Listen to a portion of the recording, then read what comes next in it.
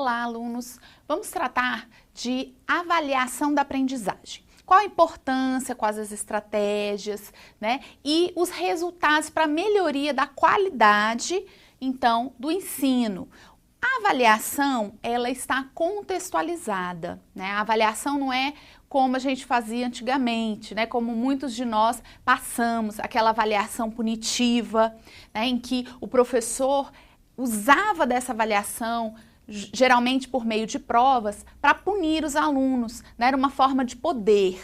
Essa avaliação é chamada de somativa. Era aquela avaliação em que o professor fazia com a finalidade de mensurar o conhecimento, quantificar o conhecimento do aluno e a finalidade última era certificar. Então, somativa porque era somado, né, todas as notas, tudo o que o aluno ali produzia na prova, os resultados que ele dava na prova, e então o aluno recebia uma nota.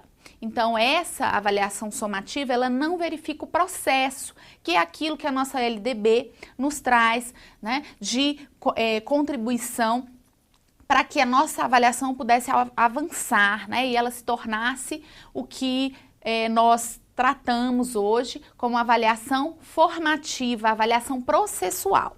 Então, vamos ver aqui qual a importância da avaliação nas estratégias do ensino. Primeiramente, o que é a avaliação? Nós vamos ver com alguns autores, né, a avaliação escolar.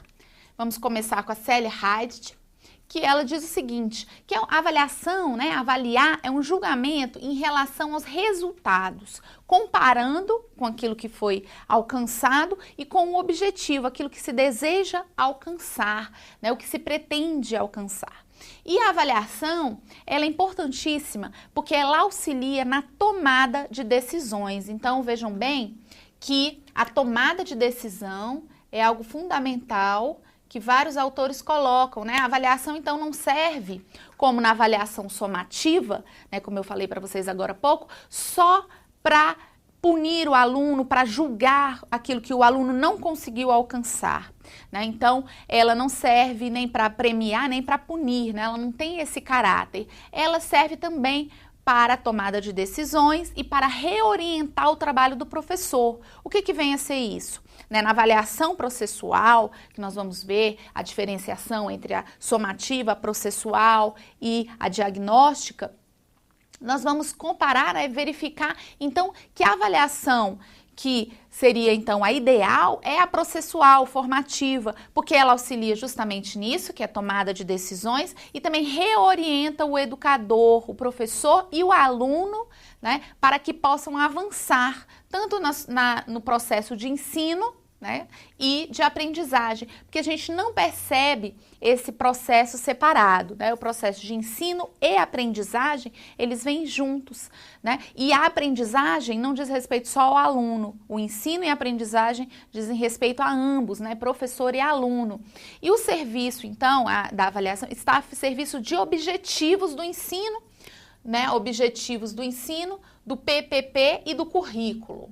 Então, percebe-se que a avaliação ela não vem isolada, ela não vem à parte, né, fora do processo de avaliação, de planejamento, nem de PPP e nem do currículo. Ele está dissociado, né, ele está junto, indissociável.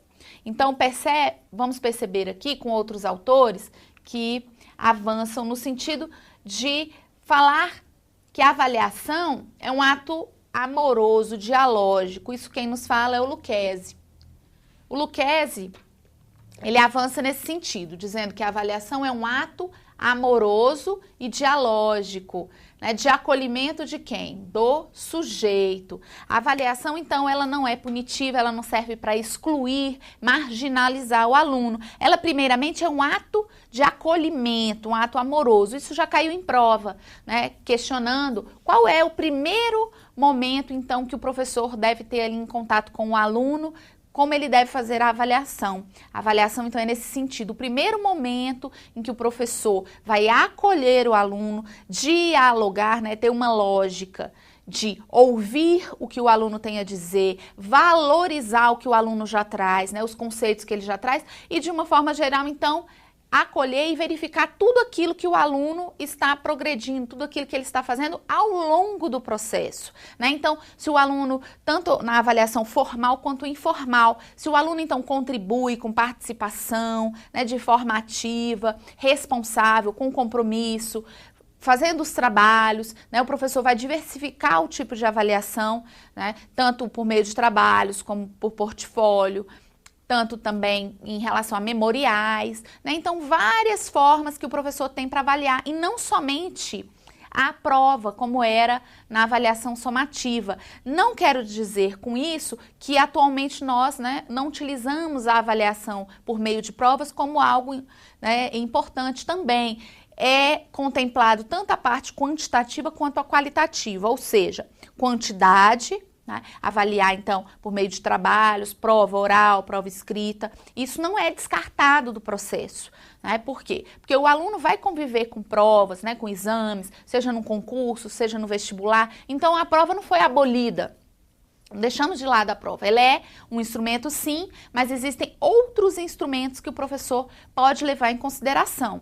E aqui, o valor, né, da avaliação encontra-se também no fato de se conhecer, né, os avanços e as dificuldades do aluno. Quando o professor foca só na avaliação somativa, ele vai focar em um momento da avaliação. Por exemplo, a prova é num momento específico. Uma avaliação escrita ou uma avaliação oral é num momento, é pontual, né, não é processual, ele é pontual e é de resultados, como a gente vai ver daqui a pouco.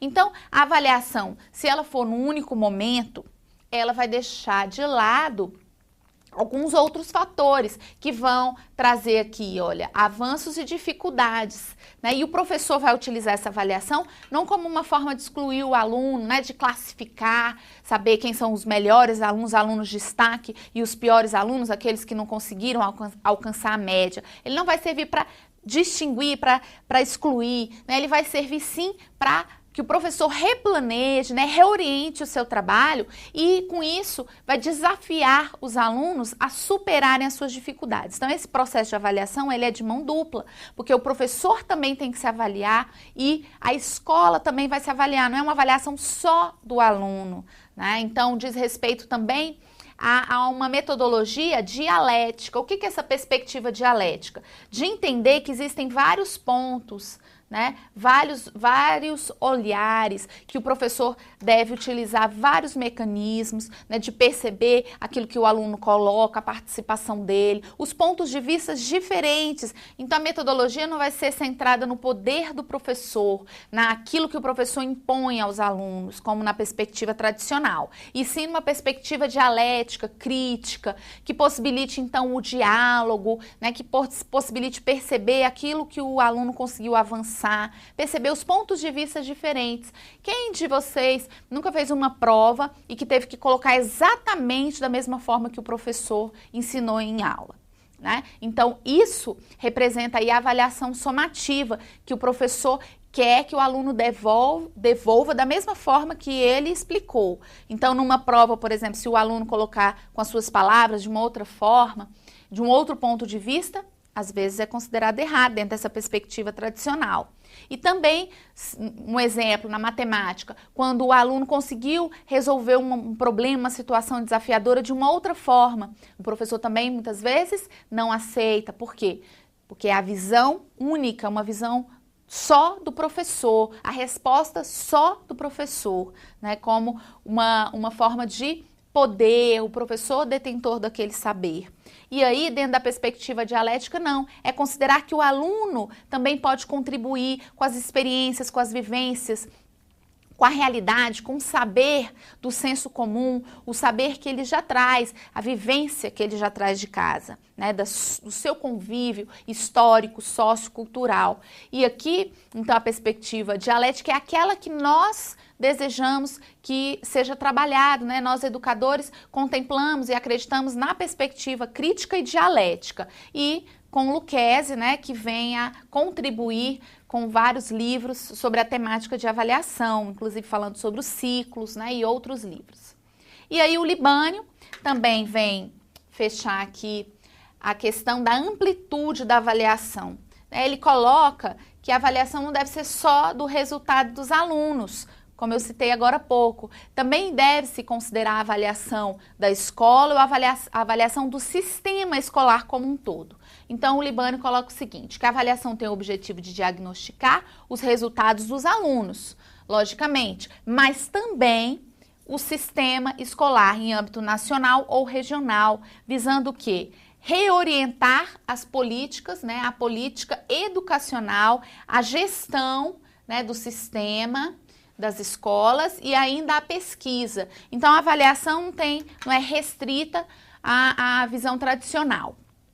A avaliação ela deve ser considerada para reorientar uma política educacional e reorientar todo um sistema que envolve também a reflexão, a pesquisa, né, o reorientar de decisões, né, a tomada de decisões, reformulação da própria didática, do planejamento. Então, percebemos que a avaliação ela não vem à parte do planejamento, ela vem junto com o planejamento.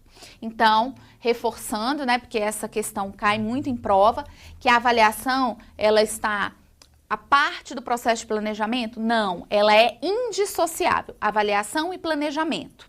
Observem, nós planejamos e avaliamos ao final do processo? Não, nós planejamos e implementamos as ações educativas e avaliamos ao longo do processo. Imagine um projeto político-pedagógico que foi formulado, reformulado, né, e agora vai ser implementado no decorrer do ano.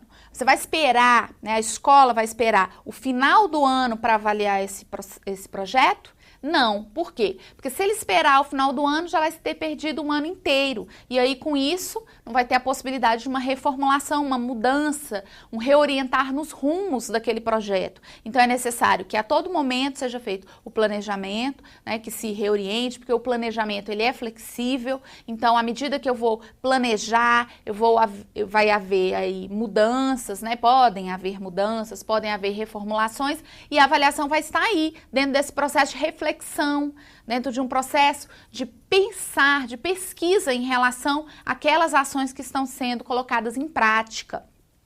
E aí vem o Carlos Freitas, que fala o seguinte, que a avaliação, né, é fundamental no sentido de transformar essa prática e romper com as falsas dicotomias. Como eu expliquei para vocês, né, a dicotomia, a separação entre ensino e avaliação. Por quê? Aqui de um lado, o professor ensina. Primeiro ele ensina e depois, ao final do processo, ele avalia. Primeiro ele ensina, depois ele avalia ao final. Essa avaliação somativa nós vamos ver daqui a pouco. Somativa, né, ao final do processo. Então, existe uma dicotomia, ensinar e depois avaliar.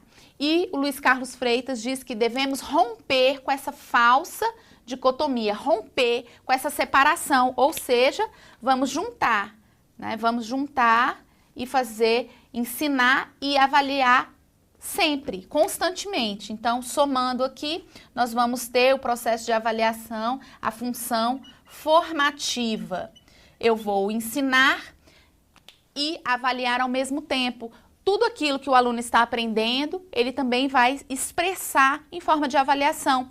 Como eu falei para vocês, existe a avaliação formal e a informal. Né? Na avaliação formal, por meio de provas, trabalhos, portfólio, memoriais, relatórios e o processo, então, também de avaliação informal, que é a participação, que é a responsabilidade, que é a assiduidade, né, que é o compromisso do aluno. Então, todas essas questões, elas estão juntas, né? E aí nós vamos ter uma avaliação formativa. E ensino e a avaliação juntos, rompendo, então, com a falsa dicotomia. Luiz Carlos Freitas, ele tem livros também falando sobre ciclos, né, sobre a importância da avaliação formativa e vale a pena estudar os livros dele, né, ler. E aí na LDB, ela vem falar também sobre a avaliação, no artigo 24, dizendo que a avaliação ela deve ser processual, né, ela deve ser contínua, cumulativa e sistemática. Então, processual, né, contínua, cumulativa e sistemática. Que vem a ser isso? Ao longo do processo, né, contínuo, não vai haver rompimentos dentro desse processo. Cumular, né, porque ela vai somando, né, ela vai agregando valores àquilo que é avaliado, e sistemática porque também tem que haver um controle no sentido de acompanhamento, né, acompanhar o trabalho. E com a prevalência dos aspectos qualitativos em relação aos aspectos quantitativos. Como vocês podem perceber, os aspectos quantitativos não foram abolidos, né? A LDB não retirou a importância aqui dos aspectos quantitativos. Pode haver, sim, a atribuição de notas e esse somatório, sim, de trabalhos, né, de provas. Com isso não quer dizer que nós abandonamos o quantitativo, mas o que vai ser dada ênfase nos aspectos qualitativos, a importância de se ver o processo de aprender a aprender, o processo de aprendizagem e não meramente um único ponto, né, um referencial de resultados para a avaliação. Então, os dados qualitativos, eles vão denotar muito mais, né? O professor vai perceber muito mais aqueles aspectos que estão permeando todo o processo de aprendizagem e não meramente um único momento. Então, o professor analisa tanto o quantitativo quanto o qualitativo, mas de prevalência dos aspectos qualitativos e também ao longo do processo, em detrimento de um momento pontual, um momento único. Então, ao longo do processo significa dizer o quê? Todos os dias, em todos os momentos, né? Então, ao longo do processo. Isso também já caiu em prova, né? Existem questões que são cobradas esses aspectos e aí vocês vão gravar bem, né? Processual, contínua, cumulativa e sistemática, com prevalência dos aspectos qualitativos e ao longo do processo. E os objetivos, então, da avaliação escolar não são, logicamente, para punir, nem para classificar o aluno, nem com o objetivo de certificar. A avaliação que a LDB nos traz, né, nesse sentido de processual, de sistemática, cumulativa, é de também dar um retorno para a escola, diagnosticar como a escola e os professores estão contribuindo. Então, o foco não é meramente no aluno, mas sim também em todos os outros aspectos, como, por exemplo, a própria escola, né, por meio dos seus projetos, do currículo que é desenvolvido na escola, e também do professor, vai contribuir para o desenvolvimento. Então, esse diagnóstico vai ser feito para verificar aquilo que o professor está contribuindo, tanto o professor quanto a escola, nos aspectos intelectuais, sociais e morais do aluno. E também construir o sucesso da inclusão. Nós, atualmente, né, nesse sentido da avaliação formativa, buscamos a inclusão do aluno e não a exclusão. Então, é o sucesso da inclusão escolar em contraposição à lógica da punição e da premiação. Né? Porque, tradicionalmente, a avaliação ficava aqui nesse polo, né? Punição ou premiação. Então, o aluno que conseguiu alcançar nota, que foi aluno destaque, ele era premiado, colocado lá em cima, né, como melhor aluno, os 20 melhores alunos da escola, o top, aluno top da escola. Então, havia uma premiação. Essa é a lógica da avaliação tradicional. E uma punição para aqueles que não conseguiram alcançar a nota, que ficavam o quê? Retidos de recuperação, né, e muitas vezes reprovados. Esse era um sistema, né, que é muito desigual, né, muito baseado nessa lógica racional. E aí, o que nós trabalhamos hoje não é a punição, nem a ênfase na premiação, mas sim na inclusão. E a inclusão, todos, né, vão alcançar o mesmo objetivo. Então, todos vão conseguir alcançar os objetivos propostos pela escola. Esse é o objetivo maior da avaliação, dar um retorno tanto para o aluno, quanto para o professor, quanto para a escola, no sentido daquilo que os alunos conseguiram avançar, do sucesso do aluno e no sentido da inclusão. Então, essa é uma lógica de inclusão em detrimento da lógica de punição. E aí, a avaliação mediadora. Tem uma autora, Jussara Hoffmann, que traz um livro falando sobre a avaliação mediadora. Então, vamos entender o que é essa mediação. Para que serve a avaliação? A avaliação no sentido de mediação, ela vai auxiliar o professor. Então, imagine, a avaliação, né, o professor está ensinando e avaliando ao mesmo tempo. Então, essa avaliação vai ser o meio, né, vai mediar aquilo que o professor está ensinando, né, ele vai possibilitar ao professor planejar as suas ações melhores, né? Ele vai perceber como andam os alunos, aquilo que eles estão aprendendo, quais são as dificuldades. Então, a avaliação vai dar esse retorno, esse feedback para o professor, para auxiliá-lo, né, no planejamento, né, em realizar a avaliação, avaliar situações didáticas, com a finalidade de provocar mudanças, né? Então, mudanças de comportamento e a reconstrução constante do seu fazer pedagógico. Então, constantemente o professor vai estar pensando, refletindo sobre as suas ações, né, sobre aquilo que ele propôs para o aluno. Se o aluno não está aprendendo, ele não conseguiu alcançar esse objetivo, será que a culpa é só do aluno? Será que a culpa é da família? Será que a culpa é da escola, do sistema, do professor? Esse não é o objetivo maior da avaliação, não é encontrar culpados, mas sim possibilitar o constante repensar e reconstrução do fazer pedagógico. O professor, então, com a avaliação mediadora, ele vai combater aquelas avaliações conservadoras. E aqui eu trago também, né, pode ser chamado de conservadoras ou tradicionais. Então, aquelas avaliações que nós conhecemos, que a maioria de nós estudou em escolas tradicionais, nós conhecemos muito mais esse modelo tradicional. Então, sabemos bem que o professor passava a matéria, né, as unidades de ensino, o aluno ali estudava, decorava, porque quem conseguia tirar nota, basicamente, era através de decorar, de memorizar, fazia a prova e tinha que colocar da mesma forma. Muitas vezes o professor até passava questionários, né? Questionários para o aluno responder e decorar e depois fazer a prova. Então, nós conhecemos bem essa avaliação conservadora. E o professor, dentro da concepção de avaliação mediadora, formativa, dialética, ele tem que considerar tudo que o aluno produz, então combater essas formas conservadoras e tradicionais da avaliação, né? E para finalizar esse primeiro momento, vamos falar sobre os instrumentos avaliativos, né? Reforçando aquilo que eu já citei para vocês, que são diversificados esses instrumentos, por meio de trabalhos, né? Provas, testes, relatórios, portfólios, memoriais, questionários, autoavaliação e outros. Então, os instrumentos avaliativos, reforçando, eles devem ser tanto processos avaliativos formais quanto informais e informais.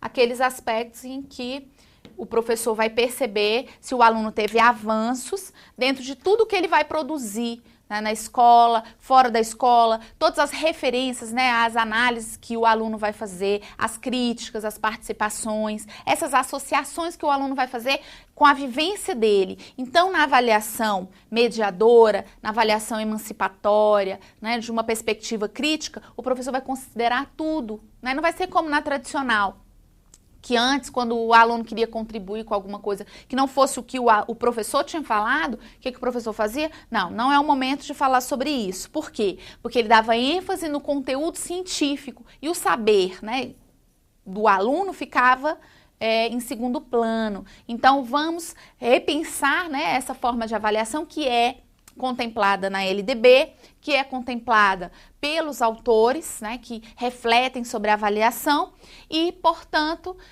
buscar uma nova forma de avaliar, né, que não seja tradicional. Então, vocês percebem aqui que existem vários instrumentos avaliativos, né? Citando aqui, por exemplo, o portfólio, é a possibilidade, né, de construção a partir da história de vida do aluno, uma construção gradativa, uma construção cumulativa, contínua, que o aluno pode, então, construir a partir das vivências que ele vai ter ao longo do ano, né? Então, o portfólio, ele é indicado, né, por vários autores e uma das autoras é a professora Benigna Villaboim, né, da Universidade de Brasília, que tem livros falando sobre avaliação formativa e a importância do portfólio para avaliação. Então, muito obrigada. No próximo bloco, vamos ver a continuação sobre a avaliação.